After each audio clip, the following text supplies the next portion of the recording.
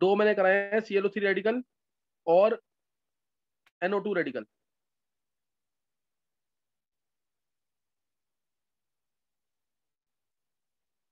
अनीश,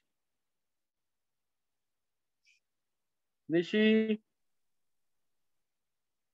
ईशांक, निवृत्ति, ऋतिक, समीर, समझ नहीं आया टॉपिक ये? सिद्धांत, सुधांशु,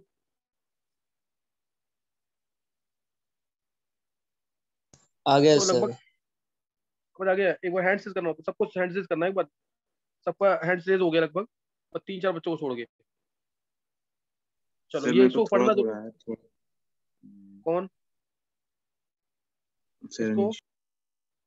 अनीश को। अनीश। अच्छा, अनीश तूने पढ़ा नहीं है ना शुरू, एक तो अभी पूरा पढ़ा नहीं है ना तूने, बेंट रूल नहीं पढ़ा हुआ एक तो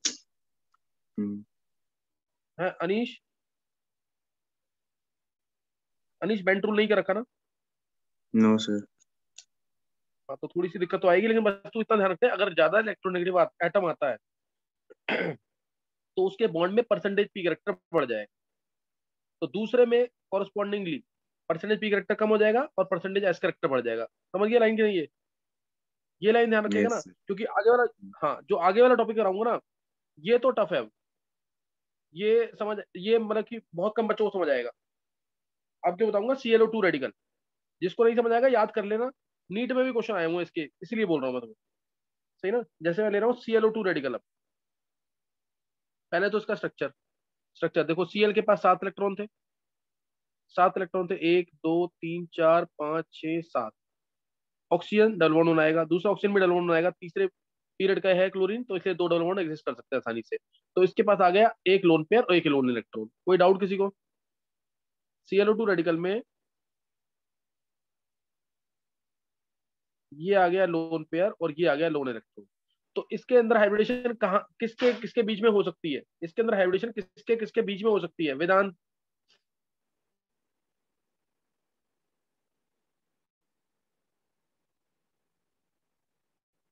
सर गणेश? लोन पेयर में एक तो हो सकती है। नहीं नहीं, मैं बोल रहा हूँ कि जैसे इसमें हाइब्रिडेशन sp और sp2 के बीच में हो सकती है, sp भी हो सकती है, sp2 भी हो सकती है, या sp2 हो सकती है या sp3 हो सकती है। ऐसे दो हाइब्रिडेशन कौन सी है जो इसकी पॉसिबल है? सर हाँ sp2 या विनीत, sp3। बहुत अच्छे। sp2 या sp3, रीजन? क्योंकि दो सिग्मा बॉन्ड और एक लोन पेयर तो है ही। अब ये वाला लोन इलेक्ट्रॉन जो है, ये हाइब्रिडाइजेशन में पार्टिसिपेट करेगा कि नहीं करेगा, उसके लिए हम बेंट रूल लगाएंगे। देखो जरा, अच्छा करेगा कि नहीं करेगा बताओ जरा। करेगा ClO2 सर। रेडी, हाँ अब इसमें ना ध्यान रखना, ये गलत नहीं है, ये करेगा सर। नहीं करेगा। परसेंटेज पी कैरेक्टर बढ़ गया इधर, परसेंटेज पी कैरेक्टर बढ़ गया इधर। यहां तक तो किसी को कोई डाउट नहीं होगा, क्यों? क्योंकि oxygen is more electronegative as compared to chlorine. यहां तक किसी को कोई डाउट नहीं होगा अकॉर्डिंग टू बेंट रूल। तो अब उसके बाद percentage S character lone pair में बढ़ेगा ज्यादा कि लोन इलेक्ट्रॉन में ज्यादा बढ़ेगा? लोन बताओ। पेयर। Lone pair. अब न्यूक्लियस के पास कौन जल्दी जाएगा, लोन पेयर की लोन इलेक्ट्रॉन? मैंने स्टार्टिंग में तुम्हें एक लोन बताया था, pair. Lone pair. Lone pair lone pair sir मैंने लोन पेयर तुम्हें पेयर। जाएगा। बताया lone pair more attracted than lone electron. ये नहीं आ रहा है? एफ जो के क्यू और q two by r square से बताया था मैंने। तो जो परसेंटेज पी कैरेक्टर जितना इधर बढ़ा, उतना इधर कम होगा, इधर नहीं। ऐसे ही जितना परसेंटेज पी कैरेक्टर बढ़ रहा है, उतना परसेंटेज पी कैरेक्टर इधर कम होगा। तो परसेंटेज एस कैरेक्टर इधर बहुत ज्यादा बढ़ जाएगा, परसेंटेज एस कैरेक्टर बढ़ जाएगा इसका, तो बढ़ गया। और इधर परसेंटेज कैरेक्टर एस कैरेक्टर क्या हो जाएगा, कम हो जाएगा। इस उतना ही लोन पे, लोन इलेक्ट्रॉन पे कम होगा ना, जितना दूसरे में बढ़ रहा है। तो जब इस पे बढ़ जाएगा, इस पे परसेंटेज एस कैरेक्टर क्या हो गया, कम हो गया। परसेंटेज एस कैरेक्टर कम हो गया तो न्यूक्लियस से दूर जाएगा लोन इलेक्ट्रॉन कि पास आएगा? टूट जाएगा। जाएगा। दूर जाएगा ना। और ये इतना दूर चला जाता है कि एंटी बॉन्डिंग में पहुंच जाता है। ये इतना दूर चला जाता है कि कहां पहुंच जाता है, एंटी बॉन्डिंग में।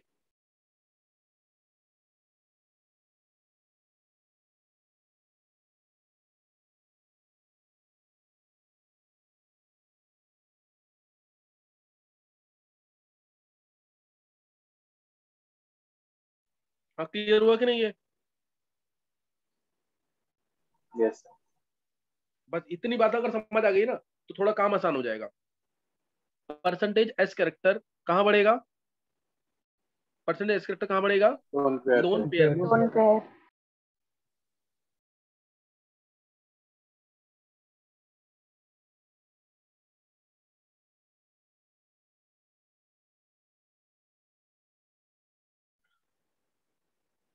तो अब देखेंगे यहाँ पे इससे क्या होगा, जब एंटी बॉन्डिंग में पहुंच जाएगा तो ये बॉन्ड ऑर्डर को कम करेगा, ज्यादा करेगा? कम करेगा। कम करेगा। कम करेगा। कम करेगा ना। जब एंटी बॉन्डिंग में इलेक्ट्रॉन बढ़ेंगे तो बॉन्ड बॉन्ड ऑर्डर क्या होगा, कम हो जाएगा। बॉन्ड ऑर्डर क्या हो जाएगा, कम हो जाएगा। अब यहाँ अभी सीएलओ बॉन्ड का बॉन्ड ऑर्डर कितना दिख रहा है तुम्हें, टू दिख रहा है कि नहीं? अभी सीएलओ बॉन्ड का बॉन्ड ऑर्डर कितना है, 2 है। Yes sir.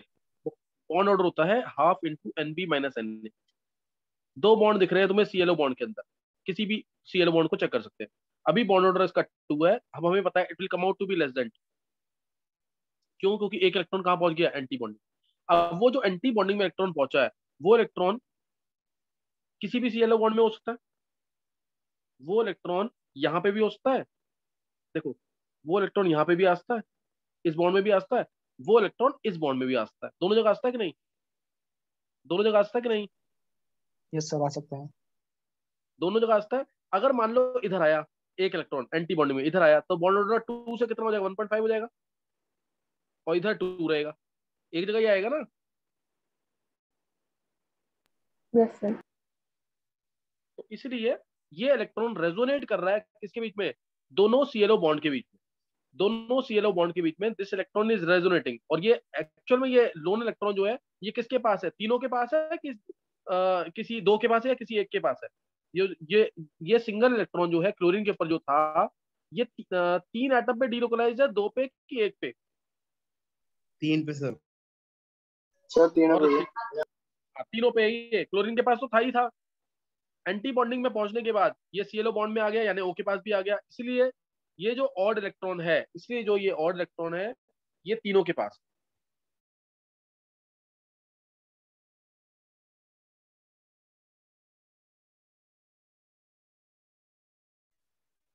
किसी को पूछना कुछ?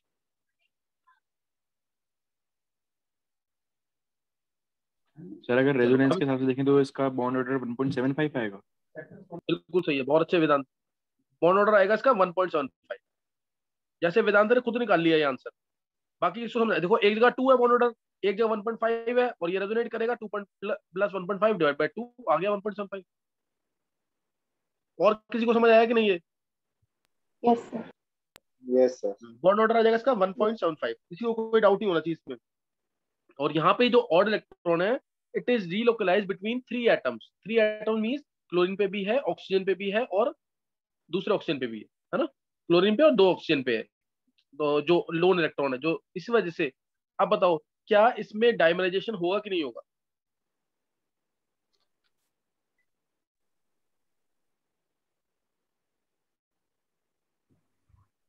नहीं होगा सर। नहीं होगा ना डायमराइजेशन, क्योंकि लोन इलेक्ट्रॉन क्या रेजोनेट कर रहा है 3 जगह। और हमें डायमर बनाने के लिए तो एक पर्टिकुलर डायरेक्शन से इलेक्ट्रॉन आए, जैसे हाइब्रिड ऑर्बिटल से इलेक्ट्रॉन आएगा तो वो आसानी से डायमराइज कर जाएगा। कोई डाउट?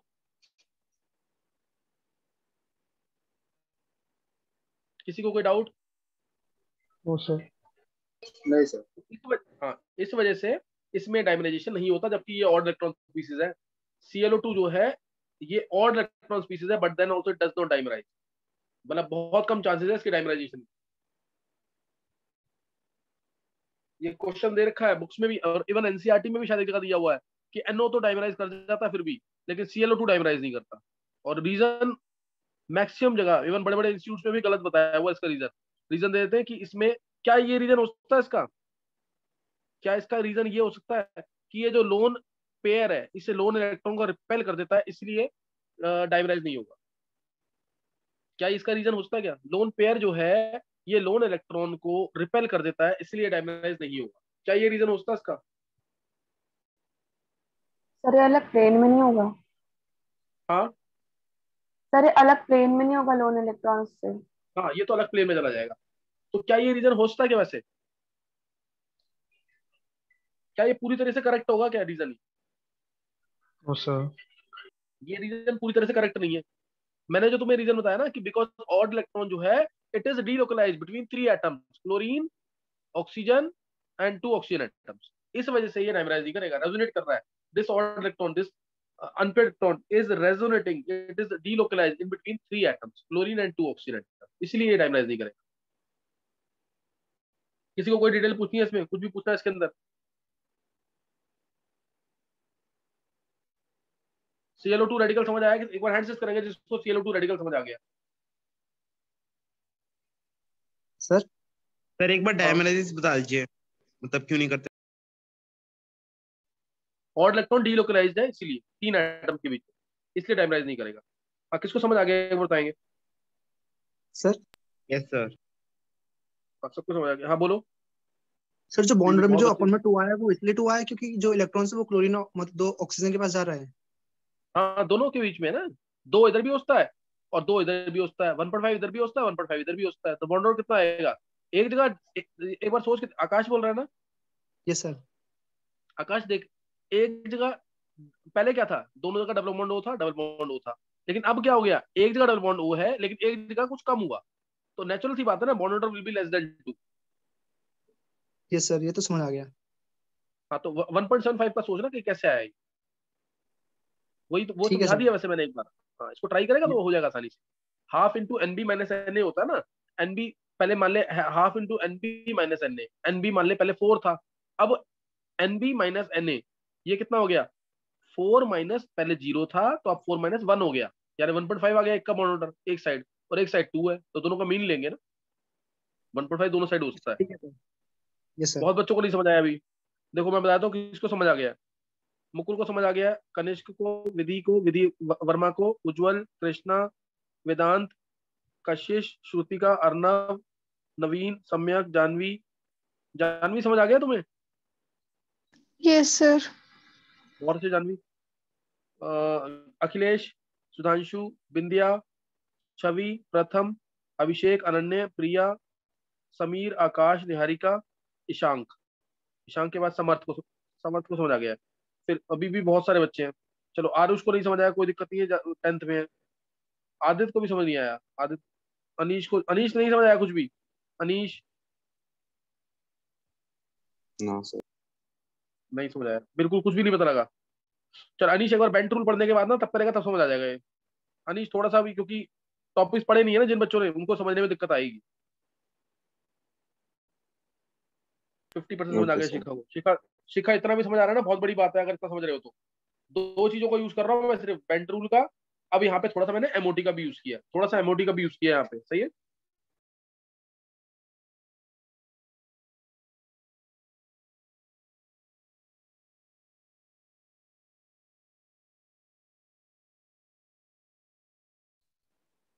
चलो ये तुम्हें समझ आ गया। ClO2 खत्म है यहाँ पे, ClO2 का डाइमर नहीं बनेगा। अब अगर मैं मान लो मैं NO लेता हूँ, NO, अब ये तुम एक बार एक कंपाउंड तुम खुद सोच के बताओ, NO, क्या इसका डाइमर बनेगा कि नहीं, और इसमें क्या डिटेल तो हालांकि इसमें कुछ ज्यादा है नहीं, क्योंकि इसमें, चलो बताओ डाइमर बनेगा इससे, डाइमर बनने के चांसेस, NO ले लिया, NO2 ले लिया, और ले लेता हूं मैं से ClO2 रेडिकल, इसमें ऑर्डर ऑफ डाइमराइजेशन बताओ इसमें क्या होगा? NO के अंदर, NO2 के अंदर और ClO2 के अंदर ऑर्डर ऑफ डाइमराइजेशन।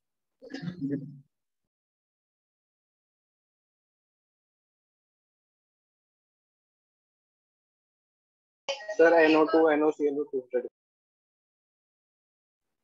हाँ बोलो। BAC। BAC किसने बोला ये? सर मुकुल। बिल्कुल। और कोई बच्चा? सर ए और सी तो बनाएंगे नहीं और बी वाला बनाएंगे। BC।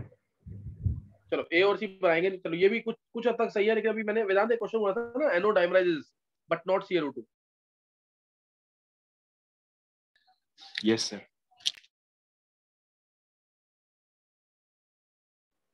तो एक बार देख लेंगे इसे। देखो NO जो है ना, 5 इलेक्ट्रॉन थे इसमें, 2 तो इसने शेयर कर लिए ऑक्सीजन के साथ। अब इसके पास भी क्या रह गया, एक लोन पेयर और एक लोन इलेक्ट्रॉन। इसके परसेंटेज सर की बढ़ा, NO2 ClO2।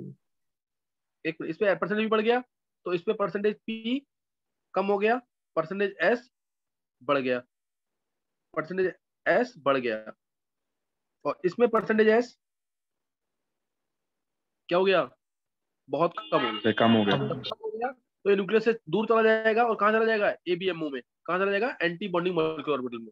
इस वजह से क्या होगा, जब ABMO में चला गया, हाइब्रिडाइजेशन में पार्टिसिपेट नहीं कर रहा है, तो इसके डायमर बनाने के चांसेस क्या हो जाएंगे, कम हो जाएंगे, ज्यादा हो जाएंगे? कम हो जाएंगे। कम हो जाएगा ना। अभी ये डायरेक्शनल नहीं रहा, अभी ये उतना डायरेक्शनल नहीं रहा, तो इससे डायमंड बनाने के चांसेस खत्म हो जाएंगे, कम हो जाएंगे काफी। अब इसके भी खत्म हुए और इसके भी खत्म हुए, किसके ज्यादा खत्म होंगे? ClO2 sir ClO2। हाँ, क्यों वेदांत बता, रीजन दे इसका क्या है? सर ClO2 में एक इलेक्ट्रॉन 3 जगह पे डीलोकलाइज है और यहाँ पे सिर्फ एक जगह पे, दो जगह। बहुत अच्छे वेदांत, परफेक्ट आंसर है बिल्कुल एकदम। इसमें और इलेक्ट्रॉन जो है N के पास भी है, O के पास भी है। आएगा ना एंटीबॉडी में आने के बाद, यहाँ आ जाएगा बीच में, यहाँ आ जाएगा, सही ना? तो इसलिए और इलेक्ट्रॉन जो है डीलोकलाइज है कितने कितने एटम के बीच में? कितने एटम के बीच में डीलोकलाइज है? 2 एटम के बीच में, N और O के बीच में। और Cl2 रेडिकल में जो और इलेक्ट्रॉन है ये डीलोकलाइज है 3 एटम के बीच में, 3 एटम के बीच में डीलोकलाइज है। इसलिए इसके अंदर डायमर बिल्कुल नहीं बनेगा, इसमें कुछ चांसेस होंगे क्योंकि 2 के बीच में डीलोकलाइज। तो ऑर्डर तो तुम्हें पता लग गया। सबसे पहले ये मान लो 1 था, ये 2 था, ये 3 था, तो सबसे जल्दी डायमर किसमें बनेगा? NO2 में, फिर बनेगा NO में, एक 2 में बनेगा पहले, फिर 1 में, और फिर 3 में। ऑर्डर ऑफ डायमराइजेशन, सही ना? ऑर्डर ऑफ डायमराइजेशन, इसमें किसी को कोई डाउट नहीं होगा। नेक्स्ट नोट करेंगे। CF3 रेडिकल हाइब्रिडेशन निकालो उसकी।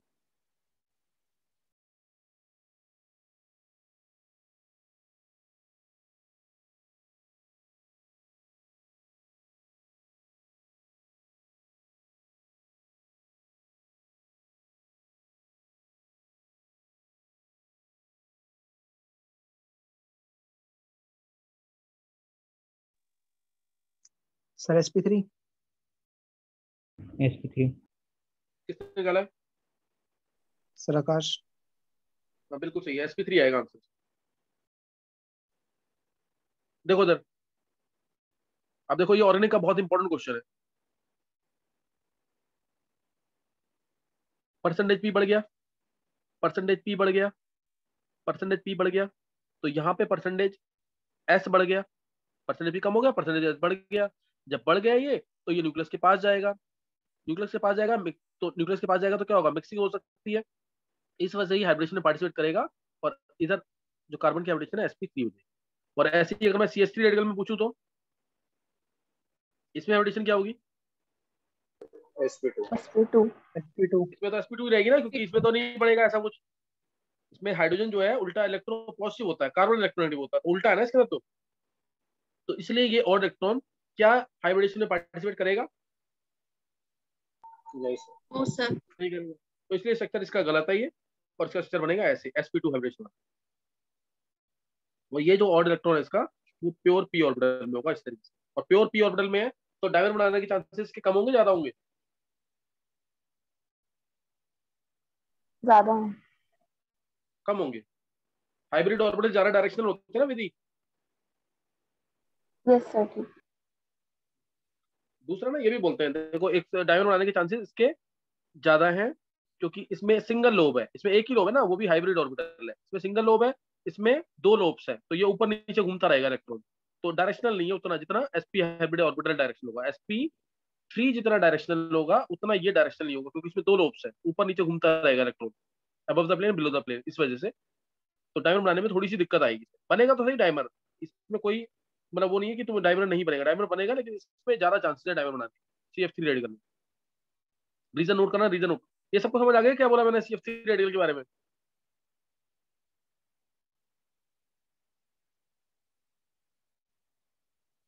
इसमें हमारा थीटा भी वही कितना आएगा, 120 के आसपास, 120 आएगा थीटा इसमें। और इसमें थीटा कितना आएगा? ग्रेटर देन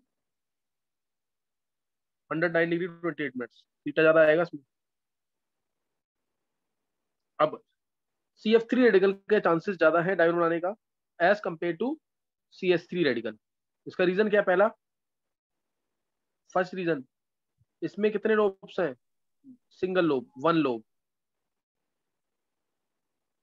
एक लोब है,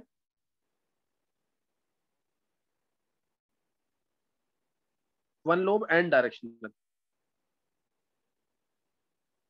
मोर डायरेक्शनल। इसमें 2 lobes, lone electron is present in p orbital which has 2 lobes, lone electron is present in p orbital which has 2 lobes, directional है लेकिन लेस। रीजन समझ आ गया कि नहीं है? यस है ना? ये जैसे CF3 रेडिकल आया एक, दूसरा CF3 रेडिकल आया, दोनों रेडिकल में क्या बना लेंगे? बॉन्ड बना लेंगे, F3 F3। तो ये बॉन्ड स्ट्रॉन्ग बनेगा जब ज्यादा डायरेक्शनल होगा, ये बॉन्ड क्या होगा? स्ट्रॉन्ग होगा। तो CF3 जो है ज्यादा डायरेक्शनल बॉन्ड बनाएगा दूसरे CF3 के साथ, देन CH3 बनेगा, तो इसमें भी C2H6 बनेगा, इसमें भी C2H6। तीसरा पॉइंट ध्यान ध्यान सुनना, CF बॉन्ड ज्यादा स्ट्रॉन्ग होता है। मैंने बोला ना, F के साथ और O के साथ हर एक एटम बॉन्ड बनाना पसंद करता है। क्यों? क्योंकि इनके बॉन्ड बहुत स्ट्रॉन्ग होते हैं।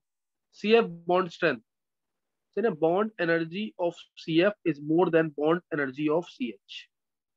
इसलिए इसलिए भी डायगर जल्दी बनेगा इसमें, क्योंकि स्टेबल ज्यादा होगा, CF बॉन्ड ज्यादा मिल जाएंगे इसको, तो स्टेबल ज्यादा होगा इसलिए। और चौथा रीजन जो है, चौथा रीजन और इंपॉर्टेंट है। देखो, जब CF3 रेडिकल से C2F6 बनेगा, तो दोनों में हाइब्रिडेशन में क्या चेंज आया? तो दोनों में हाइब्रिडेशन क्या होगी? कार्बन की।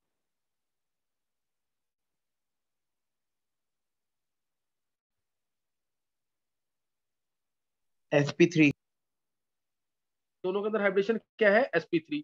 और ऐसे ही अगर CH3 रेडिकल से C2H6 बनेगा, अब हाइब्रिडेशन में कोई चेंज आया कि नहीं?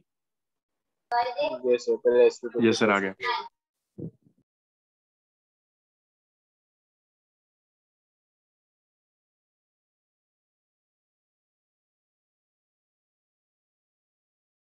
ये समझ आ गई सबको बात की नहीं? जब इससे ये बनेगा तो दोनों की हाइब्रिडेशन, इसकी हाइब्रिडेशन भी sp3 है, इसकी भी sp3, दोनों में कार्बन की हाइब्रिडेशन sp3 है।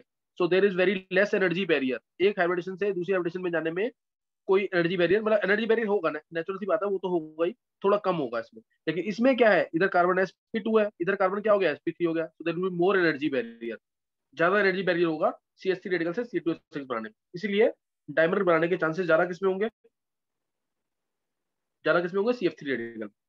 यहाँ पे मैंने बताया, पहला एक लोब है इसके अंदर दो लोब है, दो लोब है तो ऊपर नीचे मूव करेगा। ये ज्यादा, क्योंकि ये हाइब्रिड ऑर्बिटल में है तो ज्यादा डायरेक्शनल होगा, ये थोड़ा कम डायरेक्शनल होगा, है ना? ये कम डायरेक्शनल होगा। और तीसरा पॉइंट बॉन्ड एनर्जी बताया, और चौथा पॉइंट क्या बताया? एक हाइब्रिडेशन से दूसरे हाइब्रिडेशन जाने में एनर्जी बैरियर होता है, वो नहीं होगा CF3 रेडिकल के केस में, दूसरे में होगा। कोई डाउट यहाँ तक किसी को?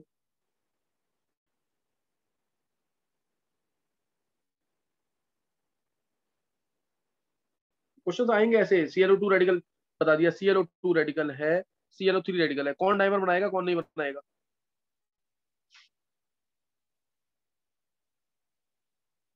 सर O3 बनाएगा। ClO3 बनाएगा और ClO2 नहीं बनाएगा। ऐसे ही एक ट्राई करना खुद क्वेश्चन तुम। ClO3 रेडिकल और NO2 रेडिकल, किसके डायमर बनाने के चांसेस ज्यादा होंगे? दोनों ही बनाएंगे, किसके ज्यादा चांसेस होंगे?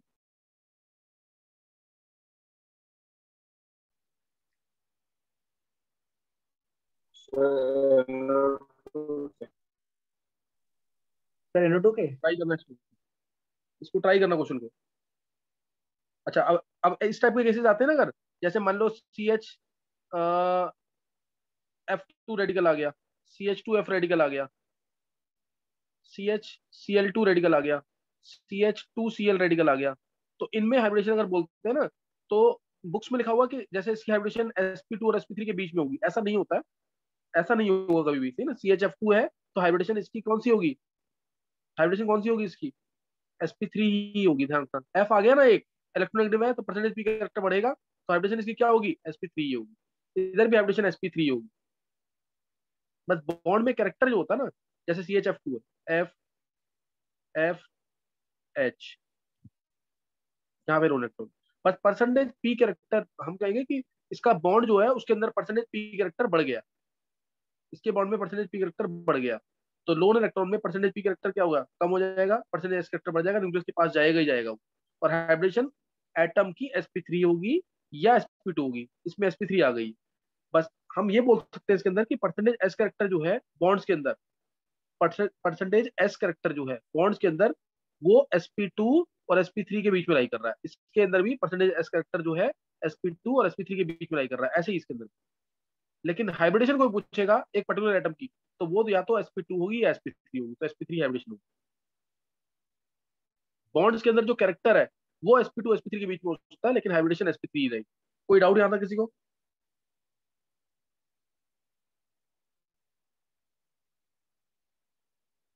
किसी को कोई डाउट तो नहीं आता? No sir. हाँ, डायमर बनाने के चांसेस कम हो जाते हैं, डायमर बनाने के चांसेस कम हो जाते हैं अगर कंपाउंड के अंदर बैक बॉन्डिंग, अगर कंपाउंड के अंदर क्या है, बैक बॉन्डिंग, तो डायमर बनाने के चांसेस क्या हो जाएंगे, बहुत कम हो जाएंगे। जैसे मैं एग्जांपल लूंगा आगे जाकर, ये जैसे BeF2 है, ये डायमर नहीं बनाता, जबकि बेरिलियम यहाँ पे इलेक्ट्रॉन डेफिशिएंट, बेरिलियम यहाँ पे इलेक्ट्रॉन डेफिशिएंट है, BeCl2 बना लेता आसानी से डायमर बना। इसके चक्कर तुमने पढ़े भी होंगे, BeCl2 का डायमर मैंने बताया हुआ तुम्हें। BeCl2 का पॉलीमर भी बनता है, BeF2 का डायमर नहीं बनता, पॉलीमर बन जाता है। क्यों? क्योंकि इसके अंदर बैक बॉन्डिंग होती है। तो बैक बॉन्डिंग क्या चीज है, ये सब डिटेल में तुम्हें बताऊंगा बाद में, अभी नेक्स्ट नेक्स्ट जब हम पढ़ेंगे ना तब बताऊंगा। ऑड इलेक्ट्रॉन स्पीसीज या डायमराइजेशन टॉपिक समझ आया कि नहीं? यस सर आगे। ये किसी ने पढ़ा हुआ था पहले? लास्ट ईयर वाले बच्चों ने तो किया होगा मेरे पास शायद। यस सर, कराया था आपने। कराया था ना? तो समय उस समय किया था, उस समय समझ आया था कि अभी भी समझ आया है? लास्ट टाइम समझ आ गया था ढंग से कि नहीं, कि सर अभी अभी ज्यादा ज्यादा क्लियर हुआ है? अभी ज्यादा क्लियर हुआ है। चलो कुछ नहीं होता, इसीलिए मैंने तुम्हें बोला हुआ है कि तुम्हारे टॉपिक जो डबल डबल चल रहे हैं तुम्हें बहुत फायदा मिलेगा। और ऐसे ही नेक्स्ट ईयर जब तुम 12th में करोगे, जो 11th वाले बच्चे हैं या 10th वाले बच्चे हैं, तो उनको और क्लियर हो जाएंगी चीजें। अभी हो सकता है कि 70% समझ आया हो, 80% समझ आया हो, नेक्स्ट ईयर और क्लियर होगा। लेकिन पढ़ के जरूर रखना ढंग से, कि इसकी जरूरत ना पड़े, इस चीज की जरूरत ना पड़े, इसलिए करते रहो काम। और अभी मेरा थोड़ा सा ना, तो मतलब कि तबीयत थोड़ी मेरी खराब थी, इस वजह से मैंने तुम्हें घर पे बुलाया नहीं, बच्चों को मैंने बुलाना था जो, लेकिन मैंने होमवर्क चेक किया है और कई बच्चों ने खुद सुना दिया है मेरे को। तो मैं 11th वाले बच्चों को बुलाऊंगा, लेकिन थोड़ा टाइम लगेगा, मैं बुला लूंगा तुम लोगों को। लेकिन तुम अपना काम ढंग से कर लेना, मेरे को जितना टाइम मिल रहा है एक्स्ट्रा उसमें और ज्यादा एफर्ट्स लगा करके चैप्टर्स कर लेना जरूर। मैं नोट्स जरूर चेक करूंगा, नोट्स 43 ईयर्स। और 12th वाले बच्चों को मैंने ये भी बोला हुआ है, 11th के जितने फॉर्मुलेज है, 11th क्लास के जितने फॉर्मुलेज हैं वो जरूर लिख के लाने हैं मेरे पास, याद किए होने चाहिए। देखो नहीं करोगे ना तो बहुत बहुत ज्यादा दिक्कत आएगी आगे जाकर जो एग्जाम देने हैं तुम। इसलिए अपना होमवर्क 43 ईयर्स, एनसीईआरटी क्वेश्चंस, मेरे मेरे वीडियो से प्रॉपर नोट्स बनाए होने चाहिए तुम्हारे पास। देखो कहीं से भी करोगे ना, एनसीईआरटी की बुक पढ़ना बहुत जरूरी है। लेकिन अगर तुम नहीं भी कर रहे ना उसको, मुझे कोई दिक्कत नहीं है, लेकिन एनसीईआरटी के क्वेश्चन, एग्जाम्पलर के क्वेश्चन वो जरूर कर लेना। इनऑर्गेनिक जो मैं पढ़ा रहा हूँ उसकी एनसीईआरटी जरूर पढ़ लेना, क्योंकि आप पढ़ोगे ना तो मजा आएगा पढ़ने में। क्यों? क्योंकि मैंने बेसिक्स हमारे लगभग क्लियर कर दी है। बस एक बैक बॉन्डिंग, ब्रिज बॉन्डिंग और एक का टॉपिक और होंगे, ये खत्म करने के बाद फिर 11th वालों अलग से करेंगे टॉपिक रेडॉक्स रिएक्शंस। तो नोट्स ढंग से बना लेना, इस वीकेंड पे शायद मैं बुला लूंगा तुम लोग। ओके थैंक्स, नेक्स्ट टाइम करेंगे आगे।